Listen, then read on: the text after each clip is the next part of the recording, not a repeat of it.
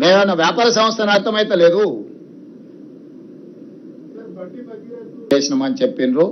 మా పోలీస్ సిబ్బంది చెప్పిందే నేను ఒకవేళ సరెండర్ చేస్తే వాళ్ళ పిల్లవాడిని వాళ్ళ ఇంట్లో పెట్టుకొని పోలీసులను పిలిపించి అప్పచెప్తారు. అప్పజెక్షను మీ ఇల్లా నా ఇల్లా?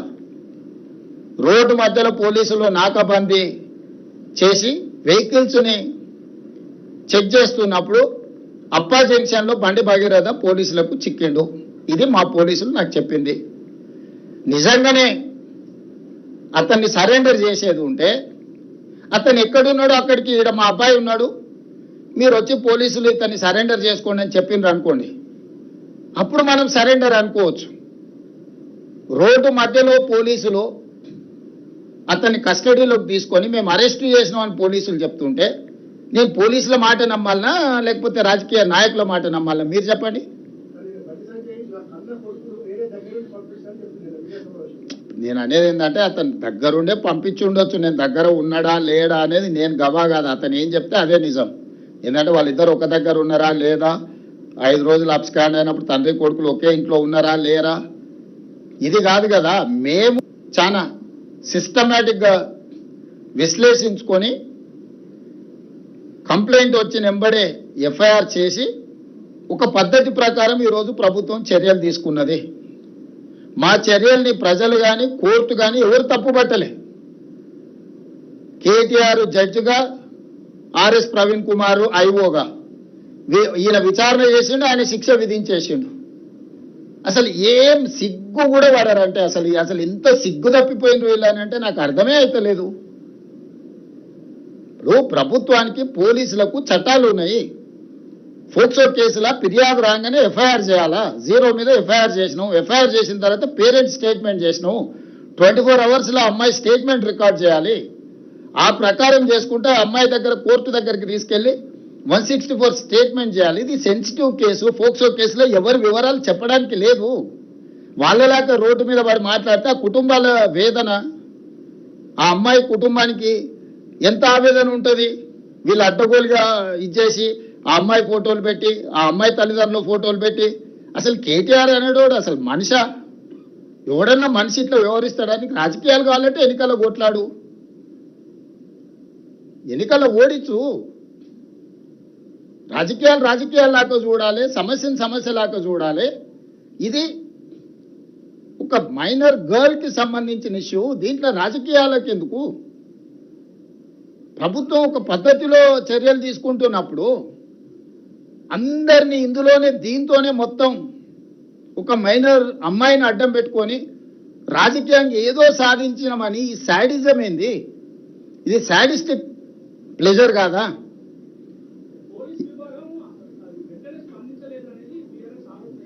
నేను అదేనా చెప్పేది, వాళ్ళ గురించి ఇప్పటి దగ్గర చెప్పింది. సాడిస్ట్ అని నేను చెప్తుంటే మళ్ళీ నువ్వు ఇంకా కొత్తది అడుగుతావేంది?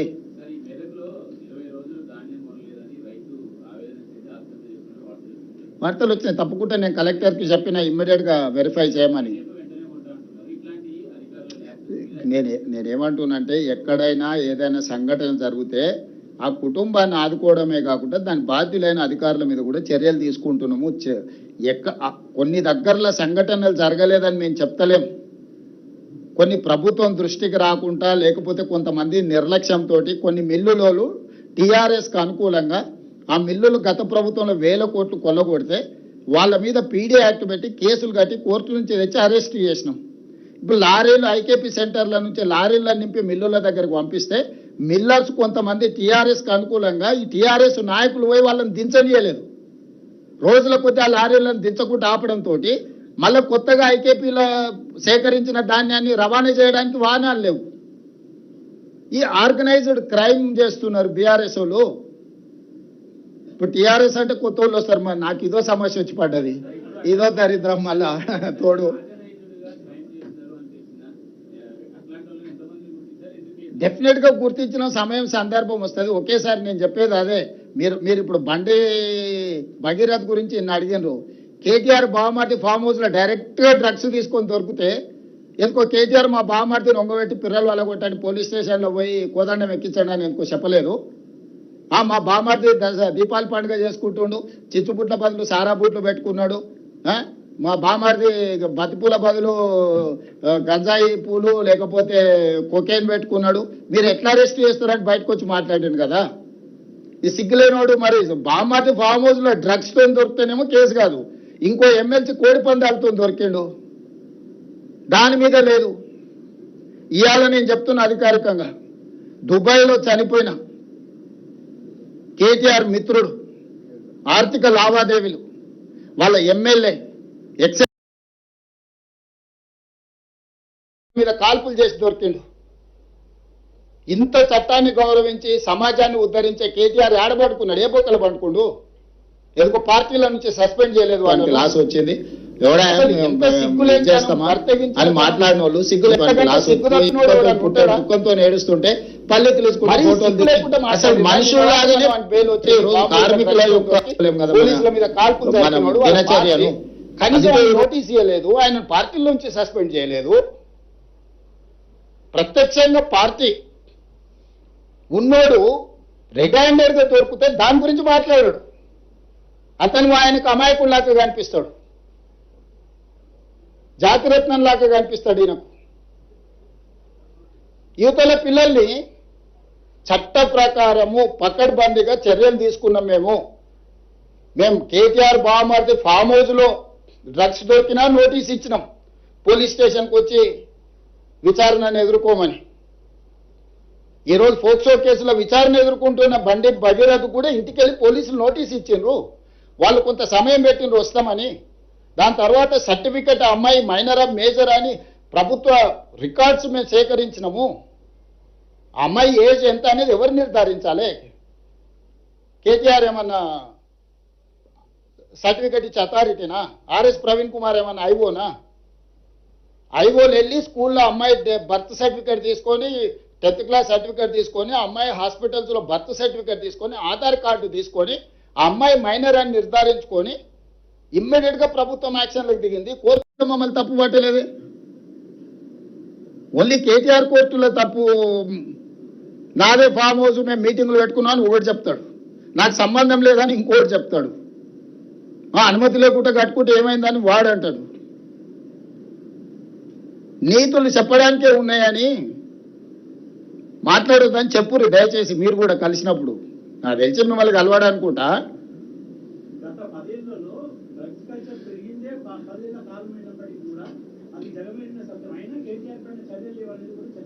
బస్ ఏదైనా చట్టం ప్రకారం చేయాల్సిందే. చట్టంలో ఉన్న లొసుగులను వాళ్ళని వాడుకుంటారు. కన్జ్యూమ్ చేసిన వాడు దొరికితే కూడా అతని బాధితుడి కింద చూడమని చట్టంలో ఉంది, స్టేషన్ బెయిల్ ఉంది. ఏం చెప్పాలి? డ్రంక్ అండ్ డ్రైవ్ లో దొరికితే జైలుకు పంపిస్తున్నావు, కొకేన్ గంజాయి కొట్టి దొరికితే బాధితుడు కాబట్టి అతన్ని అరెస్టు అటు స్టేషన్ బెయిల్ ఇవ్వమని చట్టంలో ఉంది. మీరు చెప్పండి ఏం చేయాలి? కేటీఆర్ అయినా ఆయన బావమార్ది అయినా ఎవరైనా అదే కదా నేను అడిగేది. ఆ చట్టంలో ఉన్న వెసులుబాటును వాళ్ళు వాడుకుంటున్నారు. ఆ చట్టాన్ని సవరించాల్సిన అవసరం ఉంది.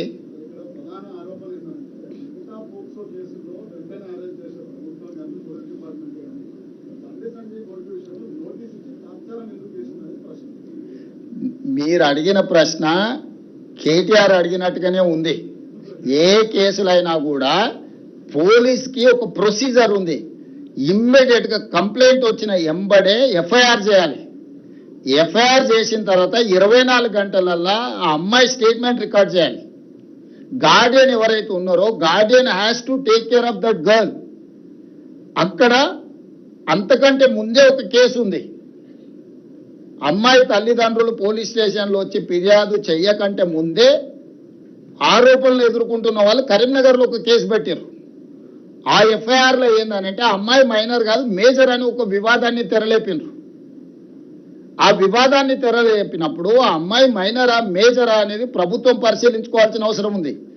ఆ సమయంలో ప్రధానమంత్రి పర్యటన ఉన్నప్పుడు మీరు అన్నట్టే ఆ ఇంటి మీదకి 1000 మంది పోలీసులను పంపితే ప్రధానమంత్రి పర్యటనతో మా పార్టీ ఆకాశం అంతా ఎత్తెగిరింది, తెలంగాణలో మొత్తం గెలిచిపోతుంది, దీని మీద కక్ష సాధింపు చర్యల కింద పోలీసులను పంపించిందని ఆయన రెడీగా కూర్చున్నాడు.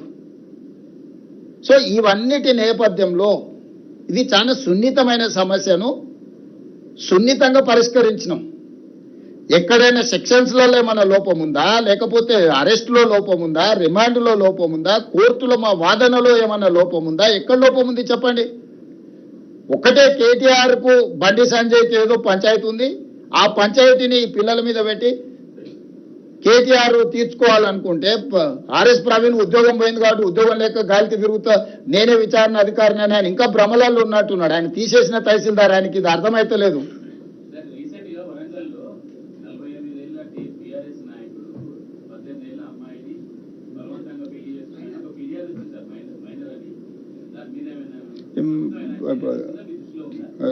చారి గారు ఇప్పుడే మా దృష్టికి తెచ్చిండు. ఇమ్మీడియట్ గా నేను డీజీపీ గారికి సూచన చేస్తున్నా, తక్షణమే చారి గారి ఫిర్యాదు మీద విచారణ చేయించండి. నేను వివరాలు తీసుకొని డెఫినెట్ గా చెప్తాను. అంటే నిజంగా డీటెయిల్స్ నా నోటీసులకు రాలేదు, నేను ఇమ్మీడియట్ గా కనుక్కొని చర్యలు తీసుకుంటా. నాకు తెలియదు, ఉందేమో అని అంటున్నా. వాళ్ళిద్దరు, ఆయన బండి సంజయ్ అన్నాడు కదా ఏదో నిన్న, అంతకుముందు కేటీఆర్ అన్నాడు కదా, వాళ్ళిద్దరే రోడ్ల మీద తిట్టుకుంటారు. అదే చెప్పిన, నాకేం తెలియదు. వెంకటరాజే తెలియకల్లోడు కనుక్కోవడంలా.